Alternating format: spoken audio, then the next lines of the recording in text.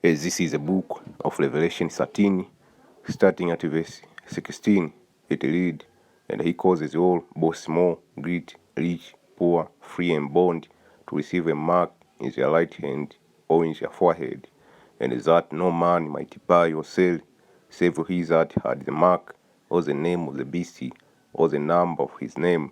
Here is wisdom. Let him that has understanding count the number of the beast, for it is the number of a man, and his number is 666. All praise and glory to Yahweh, Bahashem, Yahushai, Bahashem, Lakaha Kadash, and double honor to the elder and the apostles of his mission who do well, a peace, blessing, and a salutation to you. I am pushing this truth to the four winds of the heaven, being on the forefront of this spiritual war, and to make sure Jerusalem is established as a praise here on earth again, as is the days of old, in which it will very soon.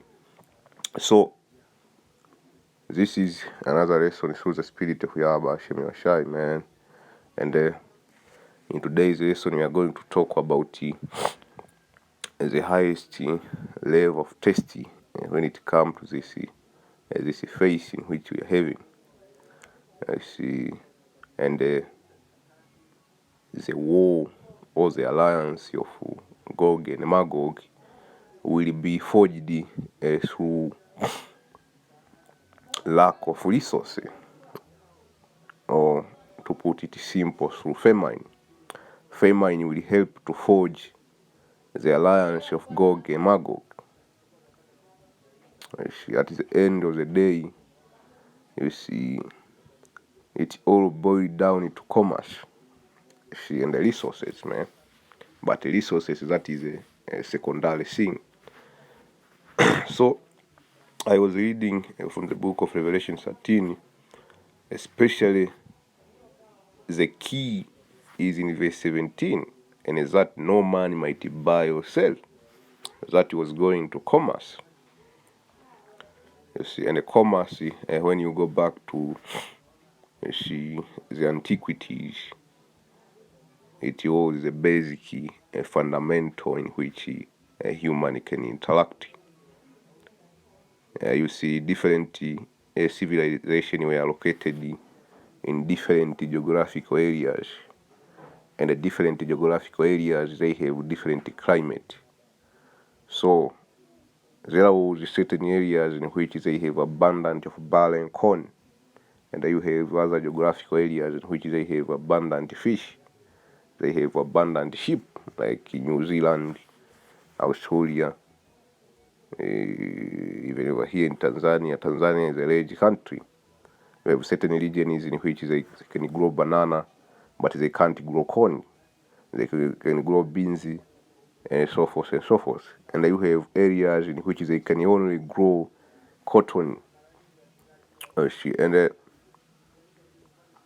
through how you call the human interaction, so there was what you call the conflict of interest. So how do we do? My area only produces fish. How do I get barley and corn? So they came with what you call barter trade. Barter trade is that was the fundamental of commerce. And the aim of barter trade was to get the necessity, and I'm talking about food. But later on, barter trade expanded. People started to trade even luxurious things, and nothing really have changed when you come even to this current world in which we are living in, in which in the West people can't live without a car, in which that is a secondary thing. So we're talking about resources, but the primary thing is food, or what you call the basic need.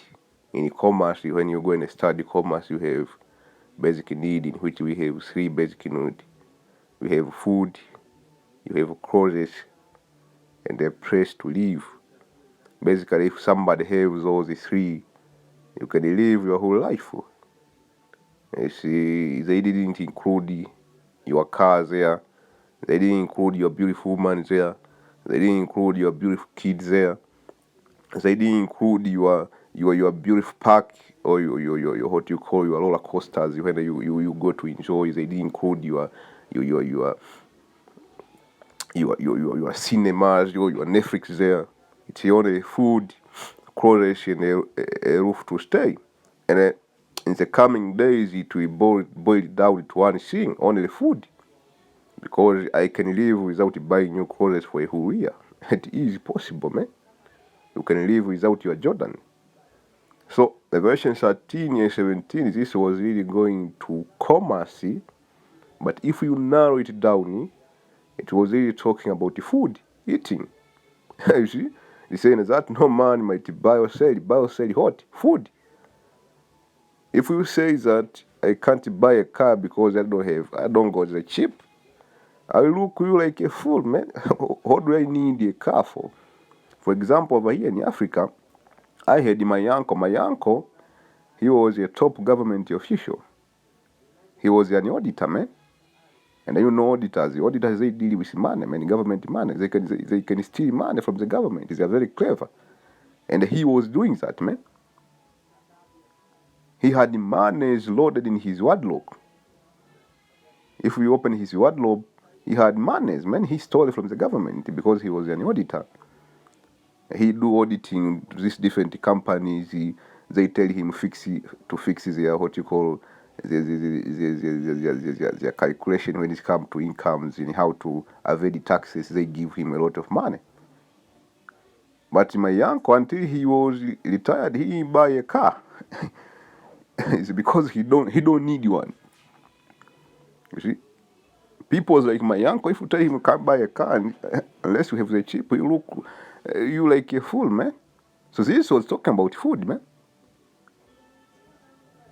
My uncle liked to eat. That's the thing he liked, man. He liked to eat. See? That's where you will get him, man. You can't eat unless you have the chip. That is the fundament of commerce, man. See, so it's saying that no man might buy or sell save he that had the mark or the name of the beast or the number of his name. So the highest level of test it will be famine. You ain't gonna eat unless you have the chip. And it might sound a little bit exaggerated. I don't need to eat. And I wanted to incorporate this lesson with a mini testimony in which over here where I stay, the place where I'm talking from now, I live with a Jake, a Jake in which he does not believe, let alone believing in Christianity. He does not believe in God at all. He does not believe in God, and that comes through oppression, man. We have been oppressed for too much, to the extent that our people don't believe in God. Actually, he blamed God, man, for all the things which are going on in the world. You see, especially famine, man. Over here in Africa, there is famine. And I have a taste of that famine, man. So something happened to her. We ended up staying for 24 hours without eating. And that nigga, he was groaning, man. He was in pain. I can see in his face, man, he was about to collapse. He was groaning in pain. And that was just 24 hours.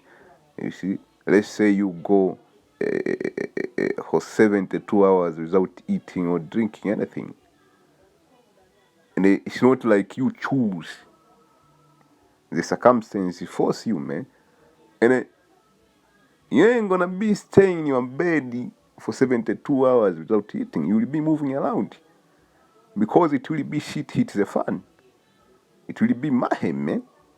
So you will be using more calories to move around, to escape from people.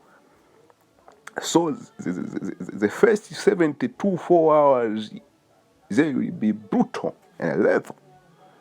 So you will try to eat anything you see in front of you. Sandals, your shoes, whatever. barks of tree.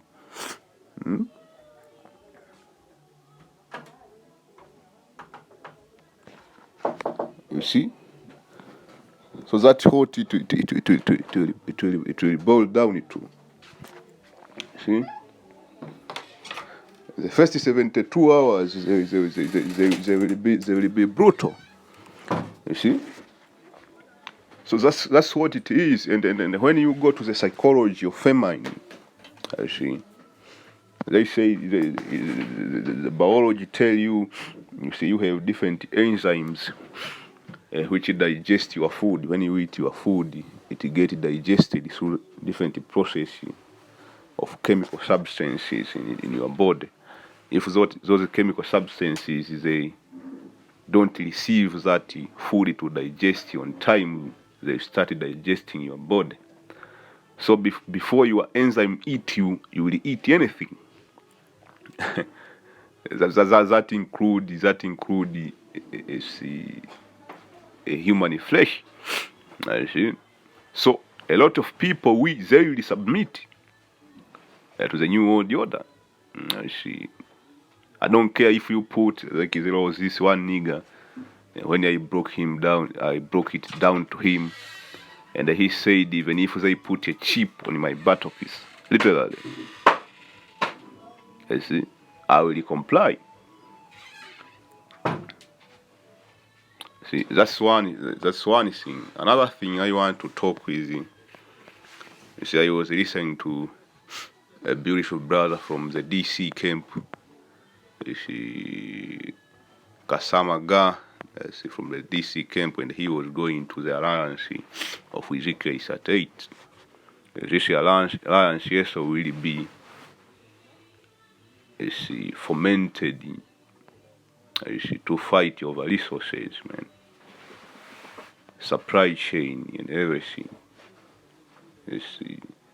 Control of different key strategic points as we always go. There is different key strategic point, different gaps, different canal, like the Suez Canal, the Strait of Hormuz, the Black Sea, I see. And the brother, he was going to the Black Sea, and he was speaking about why the grain can't get to the Mediterranean Sea, because the grain from Ukraine, they get to the Black Sea, and Russia to the Black Sea, then to the Mediterranean Sea, and they go to the Great waters, in which as your Atlantic Ocean, your Indian Ocean, your Pacific Ocean, to go to the four corners of the earth. If the Black Sea got blocked, you see, they put mine in the water, so no a ship can get, no cargo ship can get out of there.